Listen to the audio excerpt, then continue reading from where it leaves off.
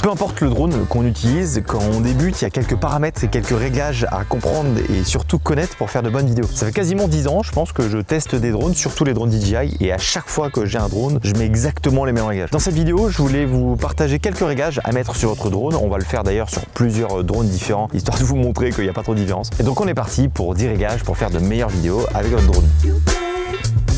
Alors, on commence avec un classique, mais filmé en automatique. En fait, quand vous allez bouger votre drone, vous allez voir que l'exposition va changer. Et ça, dans un plan, c'est ce qui fait quand même pas mal amateur. Et donc pour ça, on a deux options. Soit vous restez en automatique. Honnêtement, si vous voulez pas vous prendre la tête, c'est quand même assez facile. Par contre, le seul truc que vous devez faire, c'est bloquer l'exposition. Pour ça, c'est hyper simple. Vous avez juste à appuyer sur l'écran un peu longuement jusqu'à que vous ayez ce petit cadenas. Et du coup, quand vous allez bouger avec votre drone, l'exposition sera toujours la même. Et pour aller un peu plus loin avec ce réglage-là, en général, l'exposition auto, elle a tendance à surexposer les plans, surtout en pleine journée. Donc moi, ce que je vous recommande de faire, c'est d'appuyer sur le petit bouton EV en bas à droite et de le passer à moins 0,3 ou moins 0,7. Et à l'inverse, quand on est plutôt le soir, il va avoir tendance à un peu sous-exposer les plans. Donc là, pareil, le EV, vous pouvez le passer à plus 0,3 ou plus 0,7. Donc ça, c'est si vous voulez pas vous prendre la tête. Maintenant, la meilleure méthode, honnêtement, pour avoir des plans de qualité, c'est de passer en mode manuel. Donc pour ça, c'est très simple. Vous avez juste à appuyer en bas à droite et de passer sur le mode pro. Là, vous allez avoir accès à pas mal de réglages, dont quelques-uns qu'il faut quand même pas négliger. Le premier, c'est l'ISO. L'ISO, plus vous allez l'augmenter, plus ça va, on va dire, éclairer un peu mieux votre plan,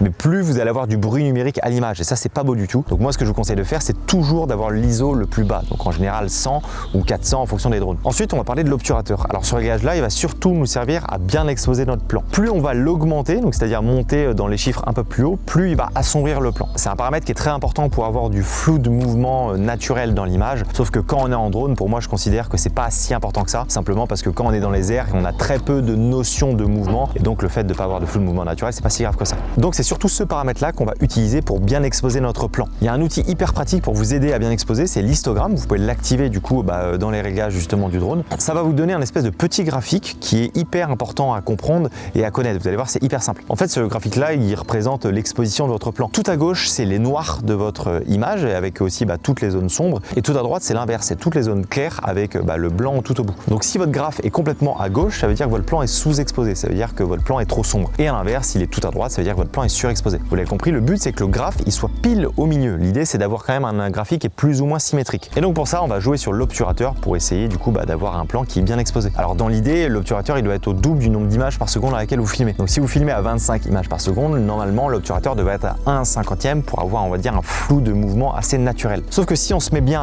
à 1/50e, on va voir que l'image est complètement cramée, donc on va être obligé d'ajouter des filtres ND. Mais bon, personnellement, je considère que c'est pas si indispensable que ça d'avoir des filtres ND ou de filmer à 1/50e, simplement que quand on est dans les airs avec le drone, on a très peu justement de notion de flou de mouvement parce qu'on n'a pas d'objet qui passe devant la caméra, et donc je considère que c'est pas indispensable de mettre son obturateur à 1/50e, et donc on peut l'augmenter pour rééquilibrer l'exposition de notre plan sans souci. Ensuite, la résolution, donc c'est le choix entre 1080p, 4K et même 5K pour certains drones. Prenez toujours la résolution maximale, simplement parce que c'est là-dessus avec laquelle vous aurez la meilleure qualité d'image, et en général les constructeurs passent quand même pas mal de temps à essayer d'améliorer la qualité de la meilleure résolution, simplement parce que c'est celle que les gens vont le plus choisir. Ensuite, fréquence d'image, donc c'est le choix entre 25, 30, 50, 60 et même 100 images par seconde. Prenez toujours 25 ou à la limite 30 images par seconde. En fait, si vous prenez 60 voire même plus 100 images par seconde, vous aurez simplement une moins bonne qualité d'image. Alors je vais pas entrer trop dans les détails, mais c'est plus une histoire de débit. Si vous filmez à 60 images par seconde, ça va demander justement beaucoup plus d'informations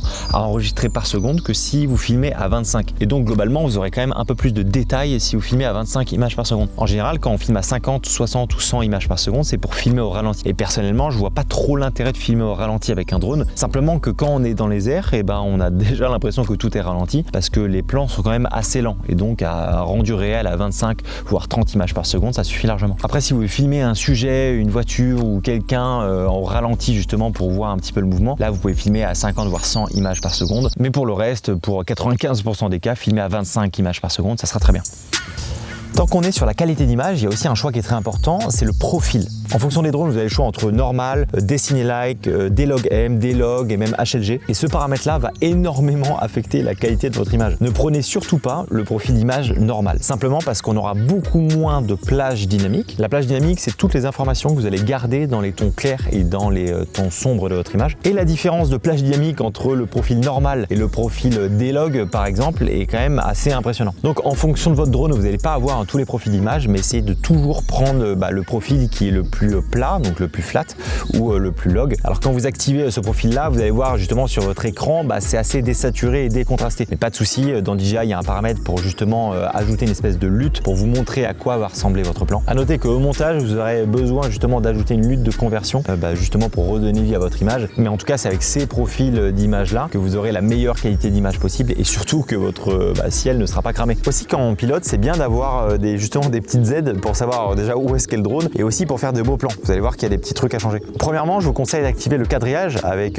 justement la règle des tiers. Ça va vous donner un visuel et ça va être plus pratique pour faire des plans. Alors je vais pas rentrer trop dans les règles, on va dire, de composition d'image, mais en général, quand le sujet est plutôt le sol, on va essayer de mettre la ligne d'horizon plutôt sur la ligne du dessus. Donc la ligne d'horizon, c'est la séparation un petit peu entre la terre et le ciel, entre guillemets. Et à l'inverse, quand le sujet est typiquement le ciel, quand il y a un coucher de soleil, les nuages ou quoi que ce soit, on va plutôt essayer de mettre la ligne d'horizon sur la règle des tiers, sur la ligne en fait du dessous. Vous pouvez aussi activer l'espèce de croix un petit peu en diagonale, ça va vous donner un repère, surtout quand vous allez faire des plans avec un sujet en plein milieu, ça peut être assez pratique. Ensuite, en bas à gauche de l'écran, en général, vous avez une indication qui renvoie vers la map pour savoir à peu près où est votre drone par rapport à vous. Si vous cliquez dessus, ça va justement vous afficher un petit peu voilà, où vous êtes. Et sauf que par défaut, ça reste comme ça, sauf que vous pouvez appuyer sur ce petit bitonio en bas à gauche et du coup, ça va afficher la carte en bas à gauche sur votre écran et du coup, vous n'aurez plus besoin de cliquer pour savoir où est votre drone par rapport à vous. Au moins, vous aurez ce repère-là visuel en bas. Donc là, déjà, si vous respectez ces réglages-là, on commence à avoir une qualité d'image qui est pas trop mal. Mais faut pas oublier que quand on fait des vidéos en drone, l'autre grosse partie qui est hyper importante, c'est le montage, notamment le choix de la musique. Alors vous le savez peut-être pas, mais on n'a pas le droit d'utiliser des musiques qu'on entend à la radio ou un peu partout, simplement parce qu'il y a des droits dessus. Et donc on est obligé d'utiliser des musiques libres de droit. Il y en a pas mal qui existent sur internet, mais il y a un site que moi personnellement j'utilise depuis maintenant je sais pas combien d'années, c'est Artlist. Artlist, c'est une des plateformes les plus utilisées par tous les gens qui font de la vidéo, simplement parce qu'on a énormément de choix. On a des musiques dans tous les styles, avec des instruments, des genres et même justement des caractéristiques en fonction de ce qu'on a envie de donner comme mood à notre vidéo. C'est personnellement la seule plateforme que j'utilise. C'est des musiques qui sont rajoutées hyper régulièrement, ce qui fait qu'on a un choix qui est énorme. Et ça, j'avoue, quand on fait beaucoup de montage vidéo, c'est un pur plaisir. Artlist, c'est aussi du sound design, donc c'est tous les petits bruitages que vous allez ajouter à votre vidéo. Il y en a aussi énormément qui sont très bien rangés sur le site. On a une fonctionnalité notamment avec l'intelligence artificielle qui va reconnaître typiquement quand vous choisissez une vidéo, quel son pourrait bien matcher avec. Ça, c'est hyper pratique. En fonction de ce que vous avez besoin, il y a plusieurs plans disponibles. Si jamais vous avez besoin d'images libres de droit,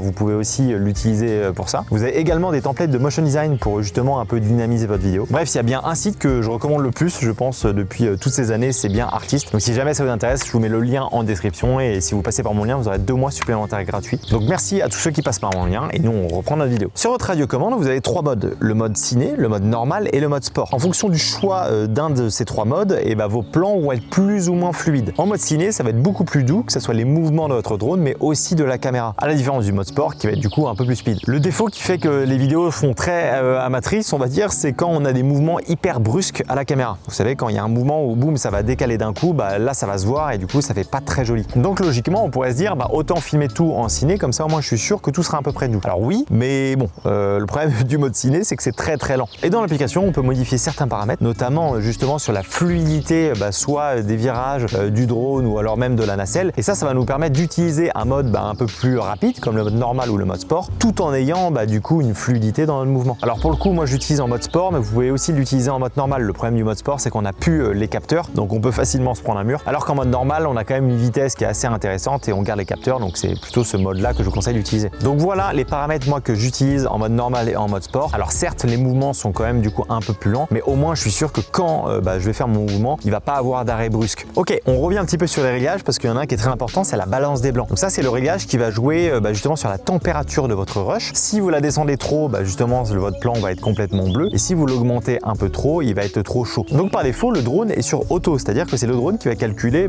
quelle est la meilleure balance des blancs selon lui. Globalement, ça fait très bien le travail. Le seul problème, c'est qu'à certains moments, il va switcher de balance des blancs et ça va se voir dans le plan. Et pareil, c'est pas hyper joli. Donc ce que je vous conseille de faire, c'est de passer votre balance des blancs en manuel et de toujours la mettre à 5500 Kelvin. C'est, on va dire, la donnée un peu classique de la balance des blancs et c'est ce qui va convenir à 95% des situations. Après, si jamais vous voulez donner un mood un peu plus chaud à vos plans de drone, vous pouvez toujours augmenter un petit peu la température. Mais bon, faut quand même déjà s'y connaître un peu. Donc moi, je vous conseille de rester à 5500 Kelvin, ça sera très bien. Il y a bien un truc qu'il faut pas faire. c'est jouer sur le zoom numérique. Le zoom numérique, c'est le x1 ou le x2, ça peut même monter jusqu'à x3, x4 sur l'écran du drone, parce que ça, littéralement, ça va déglinguer la qualité de votre vidéo. En fait, cette espèce de zoom, c'est simplement un crop dans l'image de manière digitale. Ils essayent un petit peu de magouiller pour qu'il y ait une qualité qui ressemble à peu près, mais voilà, vous voyez par vous-même, hein, tu le vois directement que ça a été fait avec un zoom et que c'est du coup de l'artificiel, et ça, c'est pas naturel du tout. Donc si vous pouvez vous rapprocher de votre sujet, faites-le, évitez d'utiliser le zoom x2, restez toujours en zoom x1, c'est avec celui-là entre guillemets que vous aurez la meilleure qualité possible. Dernier réglage important, notamment avec des petits drones comme celui-là, c'est la netteté. En fait, comme sur les smartphones, on sait pas trop pourquoi, mais quand on a des petits capteurs, ils essaient de rajouter un petit peu de la netteté dans le rush pour que ça rende mieux en soi. Et je trouve que ça, c'est le rendu clairement qui fait un peu cheap quoi. Et l'avantage, c'est que sur certains drones, notamment les mini, on a la possibilité de régler le réglage de la netteté et même de le baisser. Donc vous avez le choix entre -2 jusqu'à +2, et moi je vous conseille de passer ce réglage là à -2. Et donc comme ça, votre plan sera, on va dire, moins net de manière artificielle. Et ce qui est intéressant, c'est qu'au pire des cas, si vous trouvez que ça manque de netteté, vous pourrez toujours en rajouter en post-production, ça se fait très facilement. Mais avec ce paramètre là, vos plans seront un peu plus naturels, un peu plus doux, et globalement je trouve qu'ils auront une meilleure qualité d'image. Maintenant que vous avez tous les bons réglages pour filmer avec votre drone, malheureusement en fait il y a certains paramètres qui font que dans tous les cas ta vidéo sera pas belle. Le paramètre le plus important, c'est le temps et l'heure à laquelle vous voulez filmer. Vous pouvez avoir le plus beau des drones avec tous les réglages qu'on a vu juste avant. Si vous arrivez à midi, que le soleil tape vraiment tout droit, ça sera pas joli. Simplement parce que ce qui est intéressant aussi en termes de composition et même en termes d'image, c'est le contraste. C'est justement les ombres qu'on peut voir au sol avec le sujet que vous êtes en train de filmer. Et quand vous filmez en pleine journée avec un soleil qui est très très haut, il n'y a pas de contraste. Tout est plat, on a beaucoup moins de notion de 3D. C'est pour ça qu'on recommande souvent en fait d'aller filmer soit tôt le matin ou tard entre guillemets le soir, ou plutôt en fin de journée, quand justement la lumière est plus basse, simplement parce que ça va créer beaucoup plus de contraste et du coup c'est plus intéressant à voir. Alors quand je dis ça, je dis pas spécialement de venir au coucher ou au lever du soleil, mais simplement 2-3 heures avant que le soleil soit couché. Vous allez voir que déjà là, la température va être un peu plus chaude, donc ça peut être sympa aussi à l'œil. Alors je sais que quand on arrive sur un spot, le premier truc qu'on a envie, c'est de sortir le drone pour aller faire des plans. Mais si vous pouvez, essayer d'attendre et de revenir 2-3 heures plus tard avant que le soleil se couche, simplement parce que vous allez voir que vos vidéos seront beaucoup plus sympas. Et dernier point que je voulais qu'on voit ensemble, c'est trop cool, vous avez mis les bons réglages, vous avez filmé au bon moment de la journée, vous faites vos plans. Maintenant, il y a un truc qu'il faut penser à faire, c'est de faire des backups. Ça paraît tout simple, mais à chaque fois que vous faites un vol, essayez de trouver un moyen de copier vos rushs et de les mettre soit sur votre ordinateur, soit sur votre téléphone, ou alors vous pouvez aussi même changer de carte SD, parce qu'en fait, on n'est pas à l'abri d'un crash de drone, de perdre son drone dans la mer ou quoi que ce soit. Et déjà, vous êtes dégoûté parce que vous perdez votre drone, donc vous perdez de l'argent avec, mais imaginez comment vous pouvez être encore plus dégoûté de perdre tous vos plans. Et ça, c'est des choses qui arrivent, qui me sont arrivées aussi, et plus jamais je ferai cette erreur-là. Donc maintenant, à chaque vol, j'essaye toujours d'avoir mon ordi pas loin, ou alors de trouver une solution pour avoir un backup de mes plans. On sait jamais. Voilà, j'espère que ces petites astuces / réglages vous ont été utiles. Si c'est le cas, pensez à me le dire en commentaire. J'en ai prévu d'autres dans ce style-là, donc pensez aussi à vous abonner si c'est ce genre de vidéo qui vous plaît. Et nous, on se dit à la semaine prochaine dans une autre vidéo. La bise!